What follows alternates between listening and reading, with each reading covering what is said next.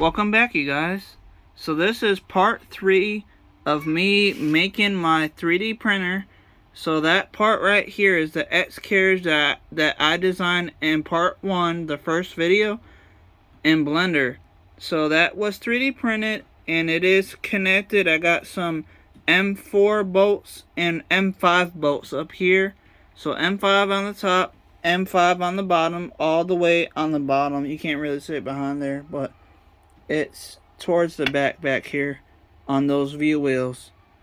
So I got 2 view wheels on the top, 2 on the bottom, and those are M4 bolts in the front for the clamp to hold down the E3D V6 hot end.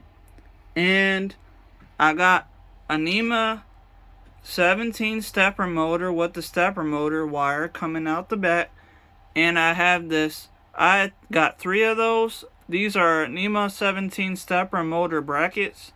So I have that in place with some M4 bolts mounted down nice and tight with some T-nuts like this one over here. Like that one. And I got the GT2 pulley and belt attached to these 2 bolts that are the M5 bolts, and I got 2 M5 nuts on to hold it down nice and tight to the bolts, and I put some zip tie, one zip tie there and one zip tie over there to clamp them down to the bolts. And I got this bearing over here. I think it's called like KP bearing. It's an 8mm rod that's attached, that goes for 3D printers like these over here.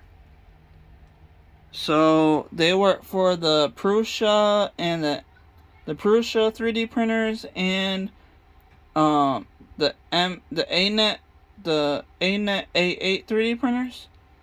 So I have a 8mm threaded, not threaded, but 8mm rod, and these bearings attached to that. And then I have another GT2 pulley attached to that 8mm rod with some nuts, some Allen key bolt nuts that attach to the rod, so that way it's nice and tight.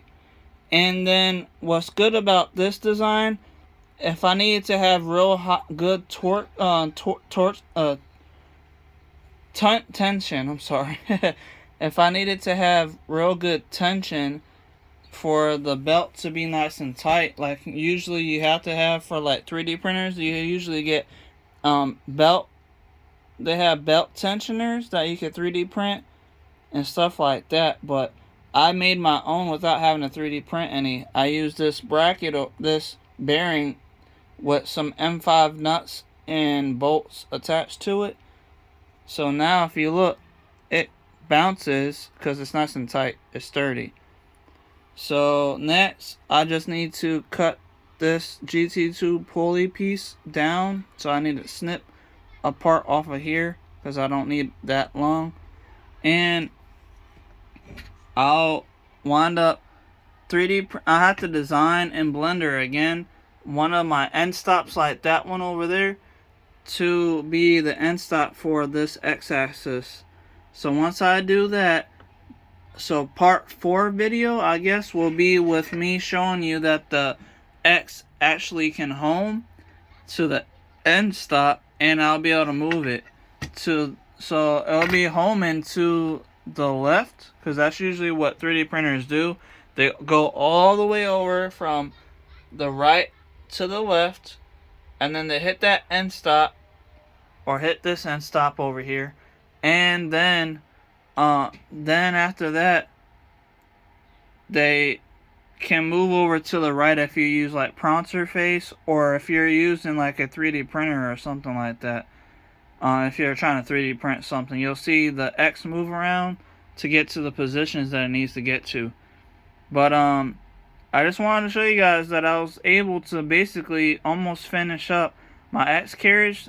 The next part 4 video is just going to be me showing you that the end stop is going to be working and that the stepper motor moves and works too.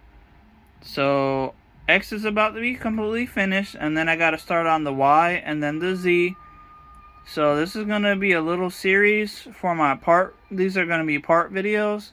So since this is part 3, part 4 is going to be just hopefully finishing up the X-axis.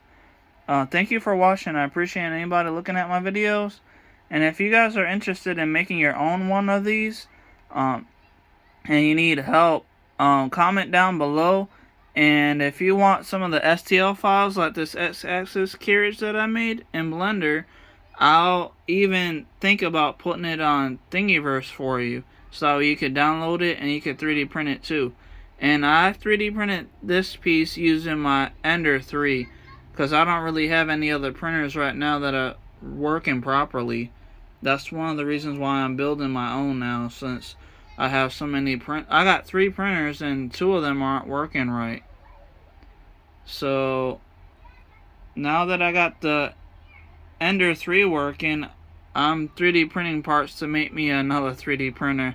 So I'll basically be having 4 3D printers now, but 2 of them aren't gonna work right. So I'm gonna be taking apart those 2 and using parts from those 2 to help build this 4th one. So that way I'll have 2 for sure.